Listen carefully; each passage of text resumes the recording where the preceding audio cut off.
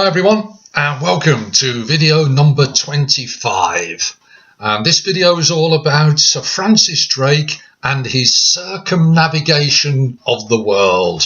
Circumnavigation, going around the world.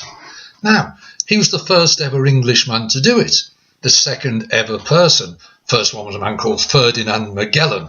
Actually, Magellan died on his journey, but his ships got round the world, so he gets the credit. But first thing to say, Drake didn't actually mean to go all the way around the world. He did mean to set off and go and do certain things, which I'll explain in a minute. But he didn't intend to go all the way around the world. Why he did, I'll come back to later in this video. Now, why did Sir Francis Drake decide to sail from Plymouth 1577? Well, there were a variety of reasons. The first, the main one, he wanted to go and attack Spanish ships and Spanish territory because he wanted to get money. He wanted to make a profit for himself, for his financial backers or investors, and for Queen Elizabeth. Remember, England and Spain were in conflict all the way through the 1570s into the 1580s, and Drake is wanting to sort of go and take some of their money. He wanted to weaken Spain. Spain was a Catholic country. Drake was a Protestant, so the idea of Catholic and Protestant was strong. Also, he wanted to get revenge. The Spanish had attacked John Hawkins, 1568, and 325 English sailors had been killed. Drake was not happy, and he wanted revenge against the Spanish for that. He also wanted to go and conquer and take new lands for Queen Elizabeth to make England's influence spread across the world and to make England, of course, richer. Remember what I've said in previous videos. England was losing its trade, particularly its woolen trade, with Europe through the port of Antwerp. So they were looking for new trade routes, new markets. They are the reasons why Drake went on his journey. Now, he set off December 1577. The journey round the world took him 3 years, well, 34 months, almost 3 years. As time has gone on, let's move into the Victorians' time. A man called Jules Verne wrote a very famous book called Around the World in 80 Days. Around the world in 80 days I travelled on. Sorry about that. 80 days to travel around the world in Victorian times. 3 years in Elizabethan times. Today we could go on a plane and fly around the world in just above, 40 hours. If you were lucky enough to be on the space station orbits the Earth every 92 minutes. A football match, the length of a football match. So, obviously travel has got quicker. But back in Elizabethan times, travel around the world was difficult. Almost 3 years. Now, let's see if we can sort it out. Here we have our globe. There it is. Where are we? Stage number 1. Have we got England on there? Right at the top, there it is. England, Plymouth. And we're sailing. He sails all the way down from here, all the way down. Stage number 1 to Brazil. England to Brazil. Stage 1. Now then, Plymouth to Brazil. December 1577 to April 1578. 5 months. Now, Drake went with 5 ships, 164 men. Now, he was on a ship called the Pelican. Later, it changed its name to the one you might have heard of, the Golden Hind. On this stage 1, from England to Brazil, he captured a Portuguese ship. Good start. He's getting treasure, gold. When he gets there, though, we find that there is trouble, which I'll explain in a minute. So that's his first effort. Fairly straightforward. Stage 1 is not too bad. 1 minute. Now, sorry about that, I just dropped something. Now, sometimes today we see these great big ocean ships that carry all the goods from China and America, and they sail across the ocean carrying those great big huge metal containers, cargo ships. Now imagine, if a cargo ship that we have today is that big, on that scale, how big would Sir Francis Drake's ship have been, the Golden Hind? Any ideas? There. That's how big his ship was compared to our ships today. So it was a big undertaking. It was a dangerous journey. These were brave people. But stage 1 was managed okay. Now, let's go back to our globe. Stage 2. There it is. He's going from Brazil all the way down the east coast of Brazil, down to the coast of South America, down to the bottom there, the island of Tierra del Fuego. There's stage 2. Stage 2, June 1578 to September 1578, 4 months. Now, as he went down the east coast and landed, he got into trouble with the locals. It was a tricky part of his journey. He also got into trouble with his own men. He executed his own friend, a man called Thomas Doughty, was beheaded with a sword. Now, even today, we still don't really know the full explanation of what was happening. Drake said that Doughty was mutinying against him and trying to plot against him. We don't know. Maybe Doughty was just annoying and he kept saying, "Are we there yet? Are we there yet?" Well, that's not true, of course. But whatever it was, Drake was facing problems, both from the locals when they landed to get more supplies, and also from his own men. What he then decided to do, remember he went with 5 ships. Drake decided to put all of his men on just 3 ships, and he burned the other 2 ships as he went round the tip of South America.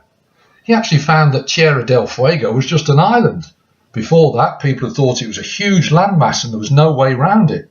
So he's beginning to improve the knowledge of the world, one of the things that actually I'll come back to later. So then we move to stage 3. Let's get back to our globe. There it is. Stage 3. He's sailing up the west coast of South America there, up the west coast of Brazil. There it is. Stage 3, up the west coast of Brazil, up to Mexico. Can you see that? Stage 3, down from Brazil there, all the way up to Mexico, up the west coast. Stage 3. Now, round there, he ran into very, very heavy storms. One of his ships sunk, and he lost contact with the other ship, ironically called Elizabeth.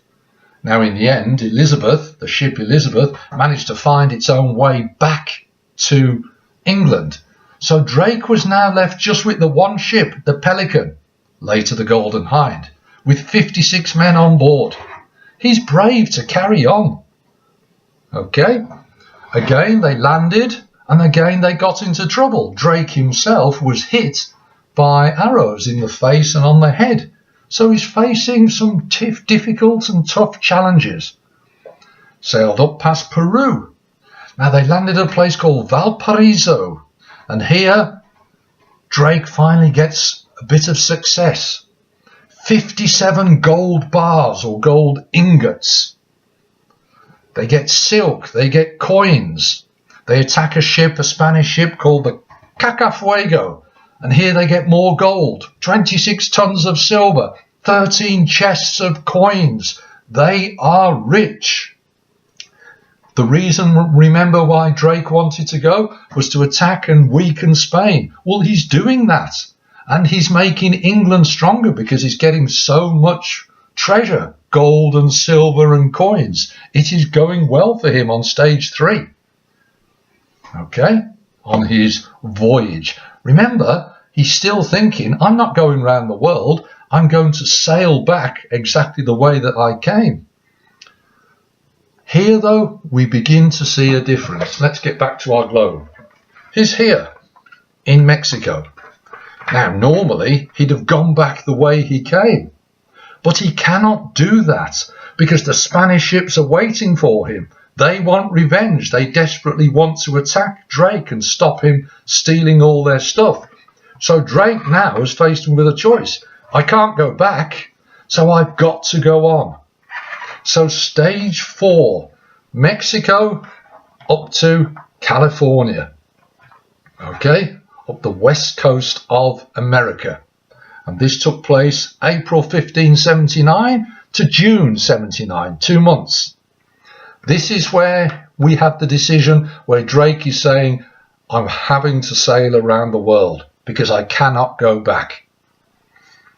One ship, 56 men. He lands in California, probably roughly near to where San Francisco is today. He's met by the Native Americans. They welcome him. They treat him like a god. They give him stuff. They give him gifts, tobacco, etc.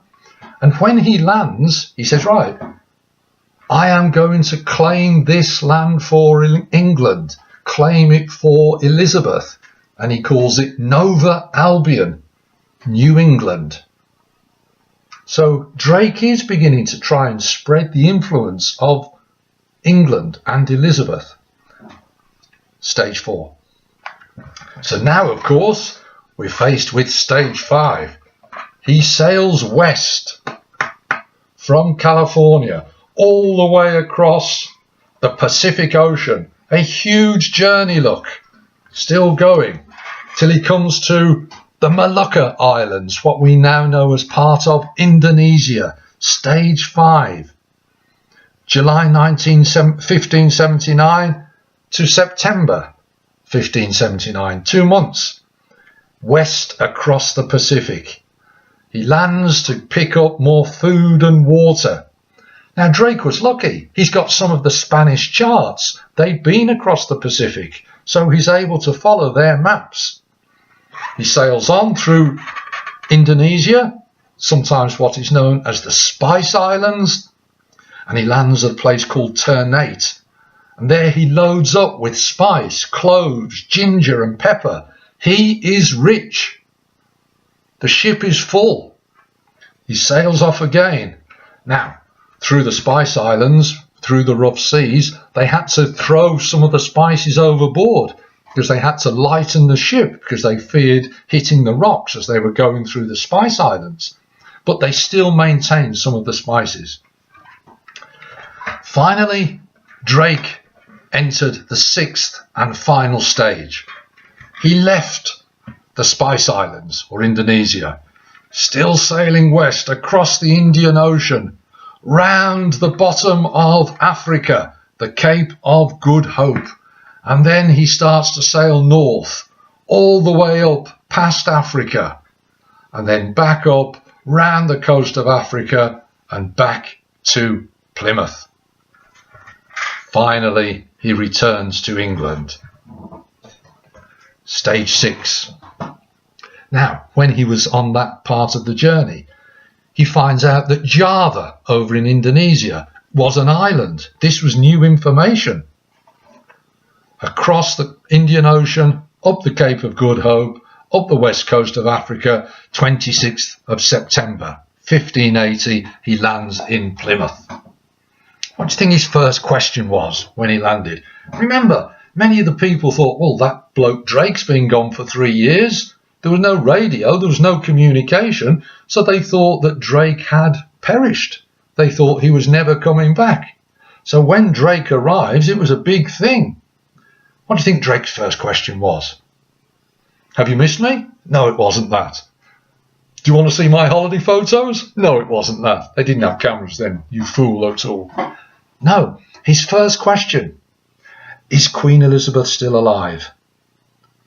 3 years, a long time. He was going and doing it for the glory of Queen Elizabeth. Is she still alive? Yes, he gets the news. Yes, she's still alive. He's pleased. He's sitting on a whole shipload of treasure. He's back. What happened to him? Well, King Philip of Spain immediately wanted him executed as a pirate. Elizabeth won't do that. What did she do? She took the sword and executed him. No, she didn't. Arise, Sir Francis Drake. She made him a knight. Why? Because of the money. Drake brought back a lot of money. In today's money, it might be certainly 300, 400, 500 million pounds worth. He's brought back a massive amount. He is rich. His financial backers and his investors were rich. Queen Elizabeth was rich. With the money Queen Elizabeth got, she paid off the national debt. The investors, for every £1 that they put in to fund Drake's expedition, they got almost £50 back. It was a huge investment return. And Drake himself became very, very rich. So it was significant, this journey, because obviously he's achieved his main ambition, which was the money. Huge profit. Why else was it significant and important? Well, he showed that it was possible to go around the world. He showed that English sailors could do it. It was a huge boost to their morale and to their confidence. He's challenging the superiority of Spain, stealing their money and saying, look, we are here. We can do this. So it was a significant thing.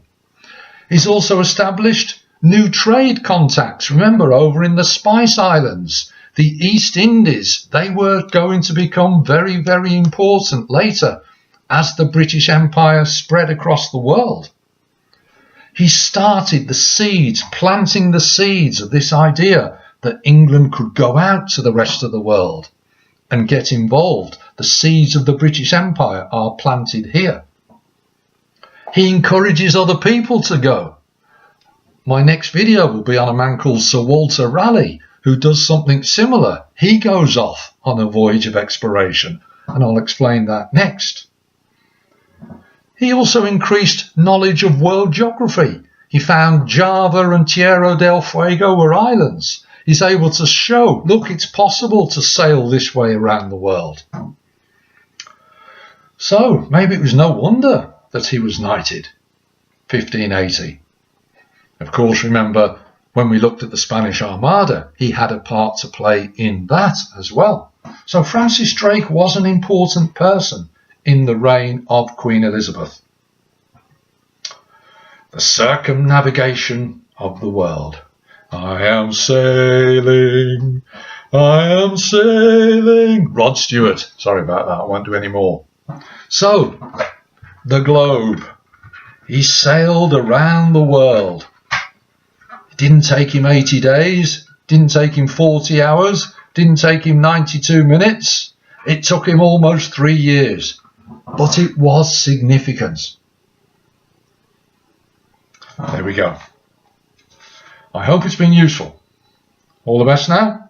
I'll see you soon with a video on the next great explorer, Sir Walter Raleigh. See you later.